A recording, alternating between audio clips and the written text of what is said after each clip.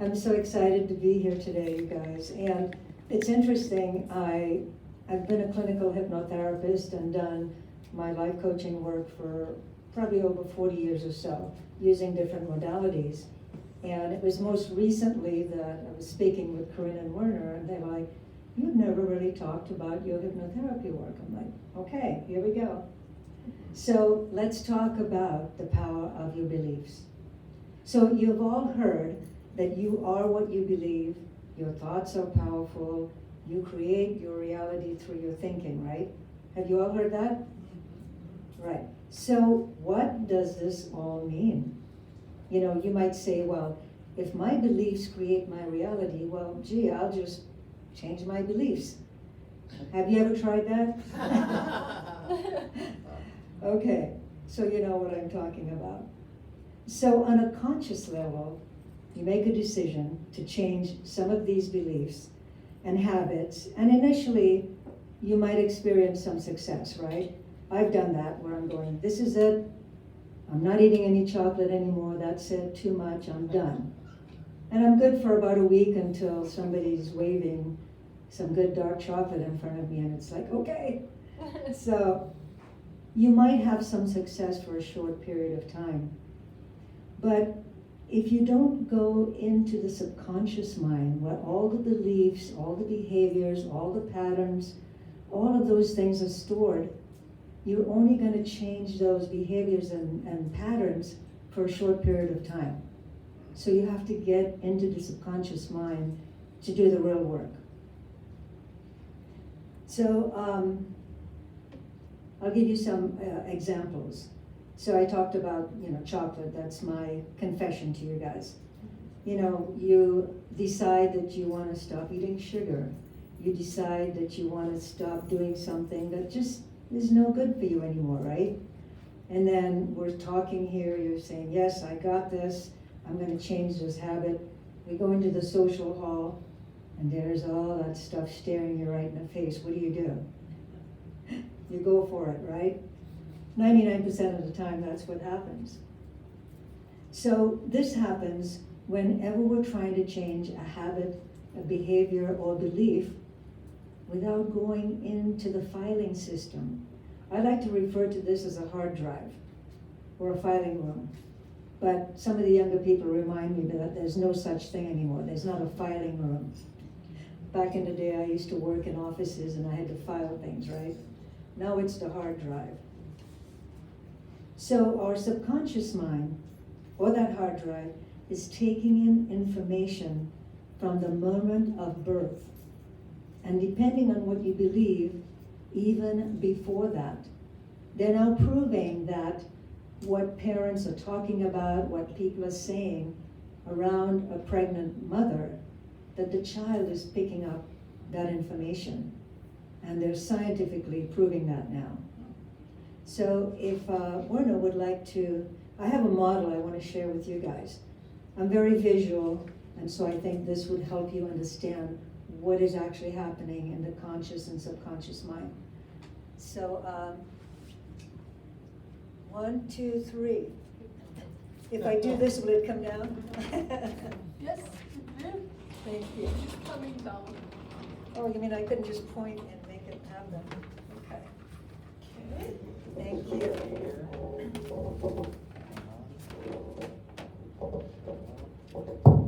So I'm excited because I get to be the guinea pig today to try out our new system.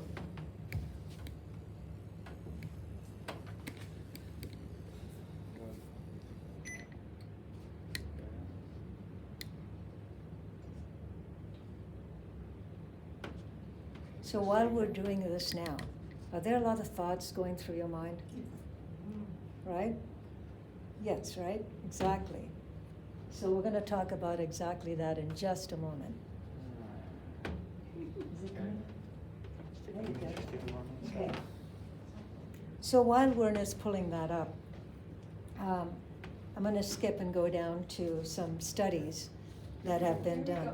Can you guys guess how many thoughts go through your mind daily? Does anybody have a guess? 20 25,000. It's more like 600,000 thoughts go through your mind on a daily basis. Can you guys all see that? Okay, is the stand blocking your view? Are you guys good with this? Okay, we can move the stand for a minute so you can see it. Yeah, it's better. It's better. So initially I went to college to become a therapist.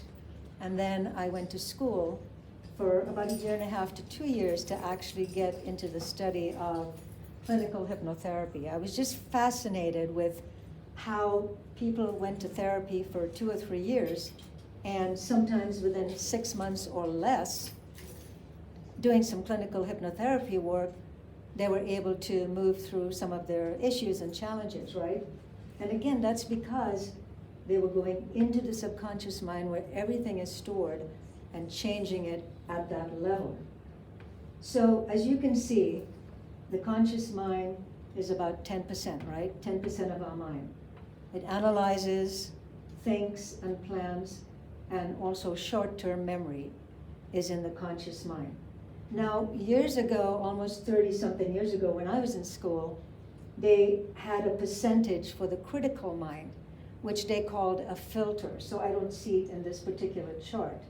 But there was like a filter, which means you take in information in the conscious level, it goes through that filter, and then goes into the subconscious mind where it is stored. Now, I know, and I think, and I have practiced this on many, many clients, is that in order to get someone to drift down from all the thoughts swirling around in their mind into the subconscious and to relax, you bypass the critical mind, or you bypass the filter.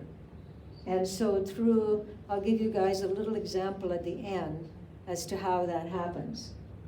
So in the subconscious mind, you can see that it's 90%, right? There is long-term memory, all emotions and feelings, habits, relationship patterns, addictions, involuntary body functions, creativity, developmental stages, and spiritual connection and intuition. So we won't talk about this today, but now everyone, most scientists are talking about the superconscious, which is even beyond all of this that we're talking about here today. So as you look at that chart, it can give you a better idea of how and what happens when we have beliefs, when we have patterns and behaviors that we are trying to change. Does it make sense now that you look at this, that you can see you would want to go into the hard drive, right? Into the subconscious mind and make the change from there, because then it's more permanent. So our subconscious mind accepts, by the way, everything that goes through the conscious mind. So on the conscious level, we're using our 5 senses. We're out there in the world, we're experiencing life, and whatever we take in on the conscious level, it is getting filed. Now, we may forget. We may have, something go by us, a view of something, even when you're watching TV, or somebody just says something and passing by. Guess what? All of that is filed in the subconscious mind somewhere. You may not recall it or remember it, but it is in there. So supposedly, most of the time it goes through that filter and then gets filed, right? And our subconscious, like I said, accepts whatever we say, think, and believe as true. And it files it away for future reference. So what this means is that from the moment of birth, everything you've ever heard as a child, as an adult, right now, everything that you've ever heard goes into the subconscious mind and it accepts it as true. So you guys know that I'm very open-minded and I will share with you anything that I've been through, right? Well, almost anything. And so as a child, my mother was not available all the time. And I didn't think much about it because she was loving, I loved her, we had a great relationship. But as an adult, throughout my adult life, I started going into relationships with friends, with lovers, just relationships in general. And suddenly I realized that I was feeling this feeling of abandonment when someone wasn't there or wasn't available, and I couldn't figure out why until I finally practiced this on myself. And I started journaling, I started meditating, going into my subconscious mind, and I was able to pinpoint exactly when that feeling and emotion that was stored in here began, and when it began to even have an effect on me. So that's just one, right? A lot of us have not just feelings of abandonment, but we sometimes feel like a victim. We feel we're not good enough. How dare I even try this in life, right? So everything that you're experiencing, every emotion and every feeling came from this information that's stored in your subconscious mind. So, food for thought, right? So also, when we fall asleep, by the way, the conscious mind goes to sleep. Guess which one is awake 24/7? Or subconscious. Or subconscious, right? Because that is also taking care of all the involuntary, body functions as well. So our breathing, everything like that, occurs from the subconscious mind. So the subconscious mind loves automatic behavior. That's why when we do something enough times, it goes, oh wow, you like doing that. You like eating chocolate. You like smoking a cigarette. Or you like getting angry. Or you like having this belief, etc., etc. And so I am just going to do that, and that will become your automatic behavior and pattern, right? So over the years, having worked with people that had addictions, one of the things that they began to realize is that their behaviors, and I'll use an example as someone smoking cigarettes, they didn't realize that they would get stressed out about something, reach into their pocket, pull out a cigarette, light it, and start smoking it automatically without thinking about it. And this is why we need to come back into the conscious level and go, wow, what am I doing? But if you don't go into that filing system and change it there, it's not going to change. So, as I was saying, the subconscious mind, even when you're asleep, is alert, is working 24/7. So that's why sometimes, have you guys ever had an experience where, maybe you're falling asleep, drifting into sleep, and there's still people standing in the corner, maybe having a conversation, maybe it's your own family, or even dreams. And then the next morning you wake up and you go, hey guys, were you guys talking about me last night? Were you saying you were going to go have pizza while I was asleep? Oh, by the way, I had this weird dream, and I was running down the road, and then this helicopter came. In other words, my point is that you can only share bits and pieces, right? Because it didn't go through the process of the conscious mind. It just went right into the subconscious and got filed in there. And now it's like pieces of a puzzle, and you're trying to figure out, wow, what was that dream about last night? So the point is that you don't want to have some things automatically just get filed in there without processing it, without using logic, without using common sense, right?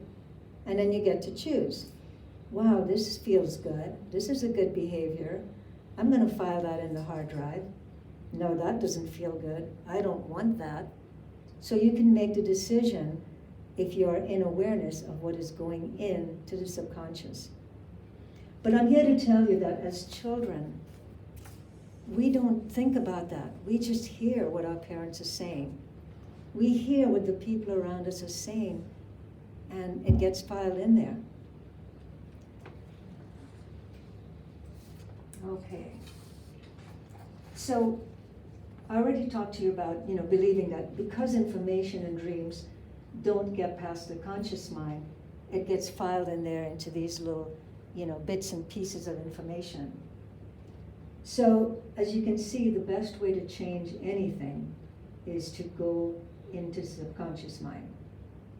And I want to share with you something. I mean, thank goodness it's 2023.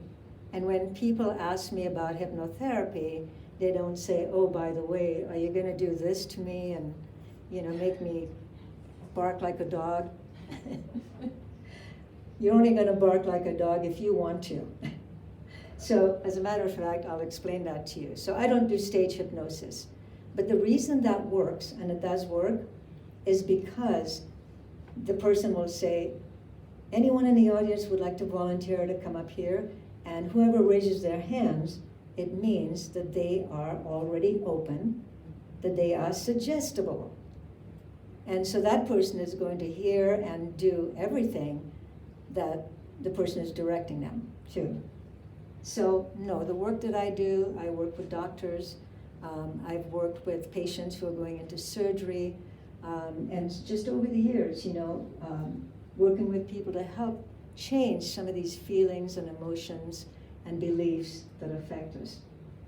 Another thing I want to touch on that I didn't actually write down here, but all of our emotions and feelings are also stored somewhere in our body.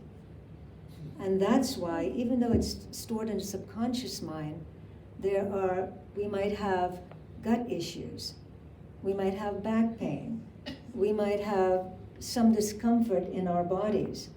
And 99.5% of the time, when we can figure out what the emotion is that's stored in that place, we can help eliminate some of that. So, very, very important, I think, to know that whenever you're having something going on in your physical body, just check in and see what emotion is behind that. What are you feeling? What are you thinking about?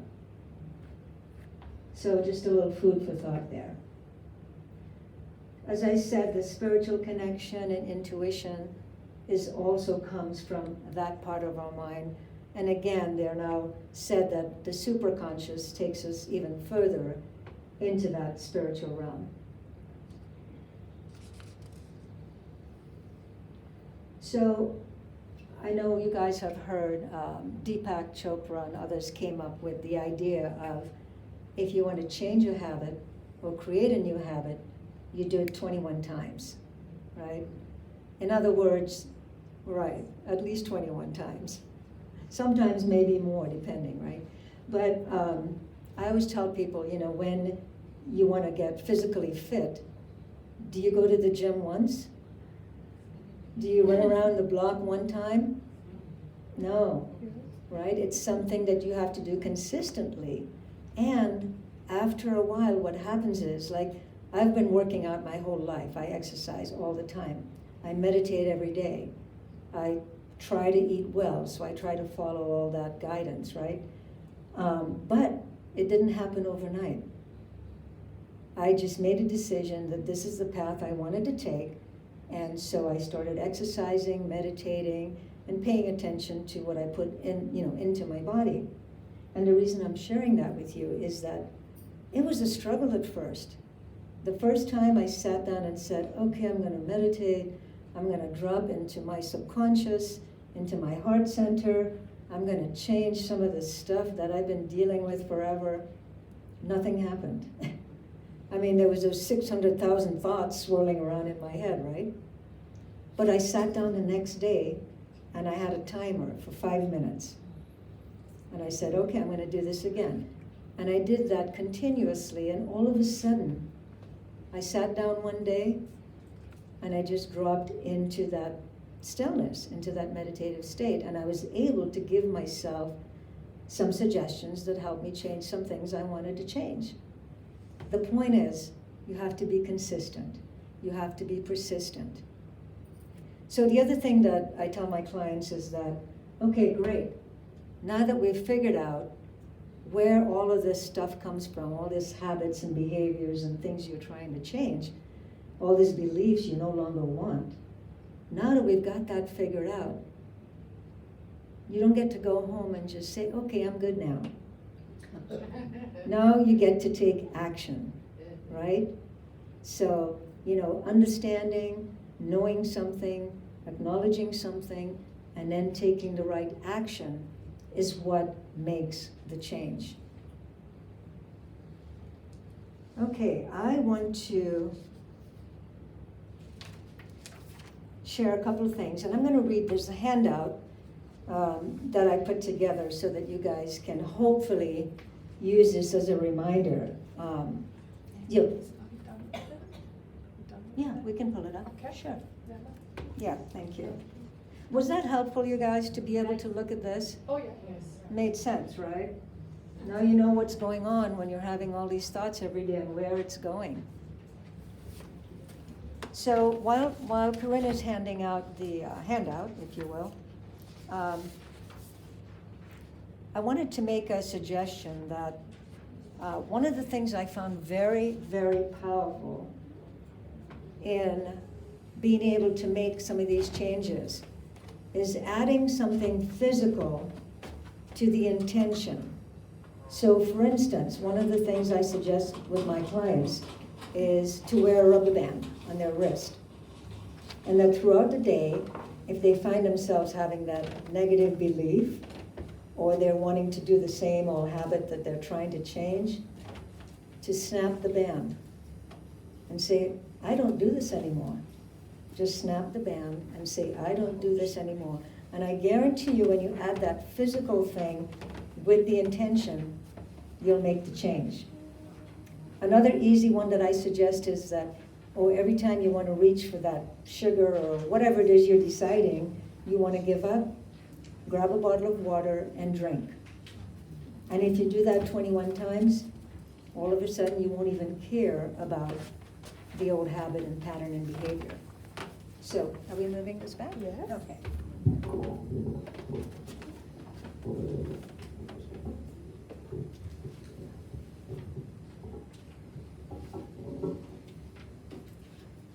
So I want to read this very quickly and then do a very short taking you into stillness.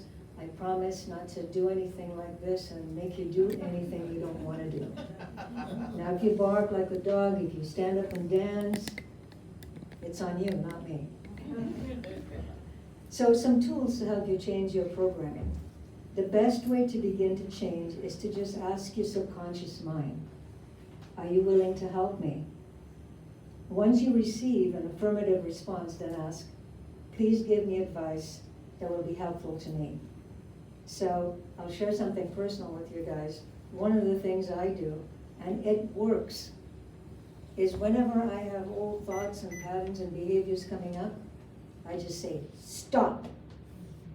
And as soon as I say stop, that thought, all of that stuff just stops, and I have a few seconds to now say something positive or do something positive. So talking out loud to yourself is okay. They might take you away somewhere for a little bit, but So another routine that I have in the mornings that I find that work is, what do I need to know right here, right now? That helps you set your pattern for the day. Also, just before you go to sleep is the best time to give yourself positive suggestions. Because when you sleep, your subconscious is free from the interference of daily life and can more easily accept a suggestion. It's like I was saying earlier, when you're standing here thinking and processing things and you're going, okay, I'm not gonna do this anymore. There's just too many things interfering. But at nighttime is the best time to give yourself a suggestion.